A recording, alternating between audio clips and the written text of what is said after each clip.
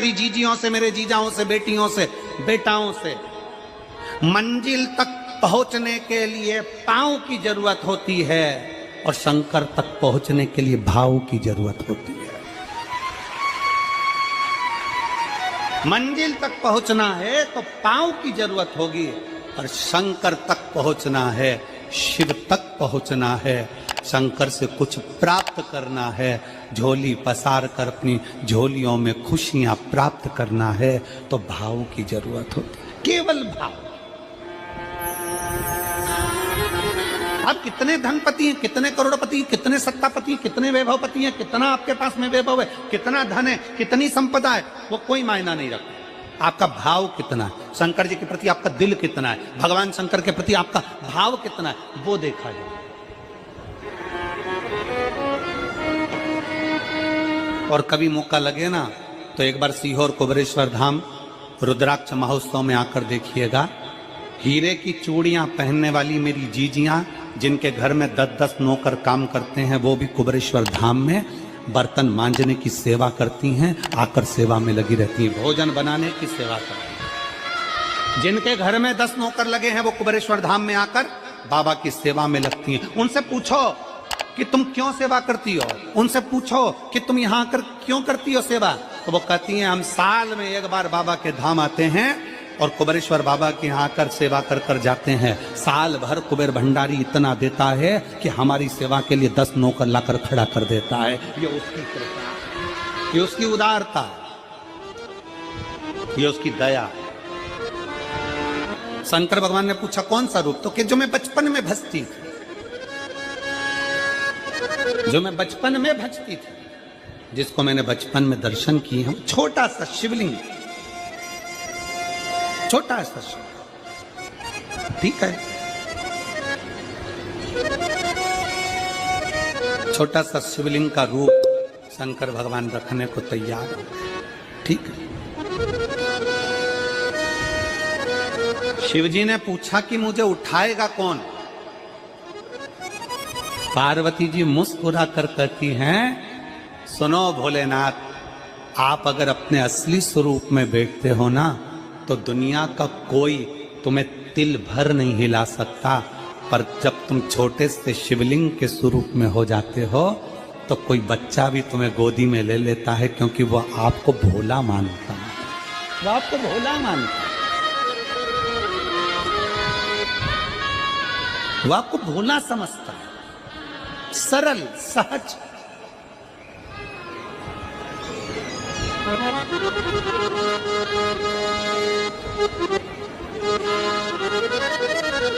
बहुत बड़ा दर्शन का फल है। शंकर भगवान की मूर्ति से दर्शन करने से ज्यादा बड़ा दर्शन का फल है शिवलिंग का दर्शन करना। स्वप्न में शंकर भगवान की मूर्ति को देखना, जटाजूट बांधे हुए शंकर जी को देखने से बड़ा फल है शंकर के शिवलिंग का स्वप्न में दर्शन करना। अगर सपने में किसी को शंकर का शिवलिंग दिखता है, सपने में कोई अपने घर से पानी चढ़ाने शंकर को जा रहा है, मैं लोटा भर के जल चढ़ा रही हूं, सपने में दिख रहा। और कई कई ऐसे भी होते हैं जिनको सपने में दिखने की जगह वो सपने में चल भी देती है।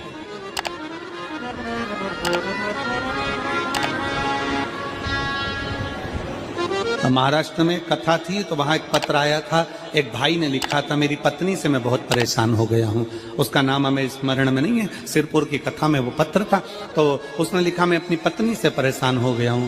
तो उससे हमने एकांत में बुलाकर पूछा भाई ऐसा क्या हो गया, बता तू क्या हुआ।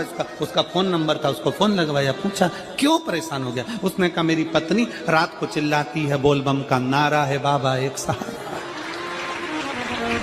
कभी कभी सपने में बैठकर चिल्लाती रहती है, ऐसे बैठ जाएगी और चिल्लाएगी श्री शिवाय नमस्तुभ्यं, श्री शिवाय नमस्तुभ्यं। और तो और यहाँ तक तो चल जाता है गुरुजी, पर इससे आगे नहीं चल पाता है। हमने पूछा इससे आगे क्या। नींद में रसोई घर में जाना चाहिए, बाजू में बोतल रख के सोती है ना पानी पीने की, वो ही बाटल उठ के मेरे को शंकर जी समझ के उंडेल देती है। दिक्कत है, नजदीक तक यहां तक भी चल जाएगा कि श्री शिवाय नमस्तुभ्यम जप है, और ये भी चल जाएगा कि बोल बम का नारा है और बाबा है, पर ये नहीं चलेगा कि वो पानी की बोतल ठंड में मेरे ऊपर डाल दे उनके लिए। हमने कहा तू कल अपनी धर्म पत्नी को लेकर आना। उसकी पत्नी आई, आंखों से उसके नीर बह रहा था, जल, आंखों से जल बह रहा था। जैसे आज गाड़ी चलाकर लेकर आने वाले जो भाई थे, अब कमल जी आपने किसको भेजा था हमें नहीं मालूम, जो गाड़ी चलाकर आज लेकर आए थे हमको लेकर, उनकी आंखों में जल भरा हुआ था।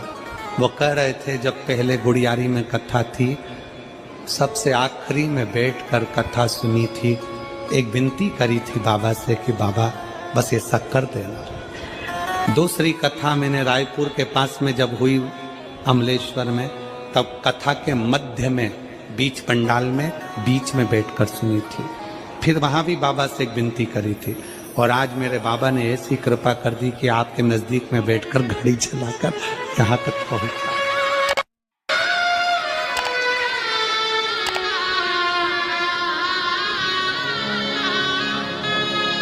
शिव कृपा।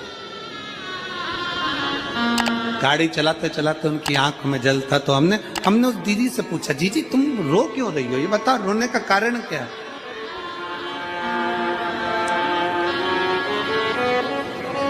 कहने लगी गुरुजी आपका इतनी नजदीक से दर्शन हो गया। हमने कहा जीजी एक बात सुन, आज बड़ी प्रसन्नता से कहते हैं कि किसी गुरु का दर्शन जब होता है तो आंखों से नीर बहता है।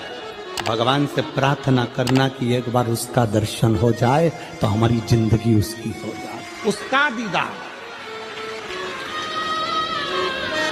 कितनी आतुरता थी मेरे राम जी की। राम जी ने शिवलिंग की स्थापना जब रामेश्वर में करी, उसके पहले राम जी ने हनुमान जी से कहा जाकर कैलाश पे से शिवलिंग लेकर आओ। रामचरितमानस का स्मरण करिए, जाओ कैलाश पर से शिवलिंग लेकर आओ, मुझे यहाँ पर पूजन करना है। राम जी ने हनुमान को शिवलिंग लेने भेज दिया। रामेश्वर धाम में राम जी इंतजार कर रहे थे, तभी हनुमान जी तो गए थे शिवलिंग लेने के लिए, और मां जानकी ने शिवलिंग का निर्माण कर दिया। राम जी ने शिवलिंग का निर्माण कर दिया, जानकी जी ने शिवलिंग का निर्माण कर दिया।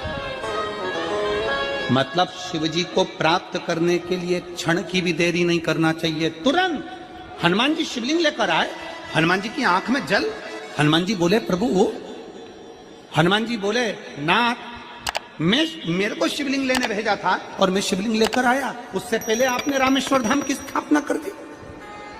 अब मेरे शिवलिंग का क्या होगा जो मैं लेकर आया? राम जी मुस्कुराकर बोले रे हनुमान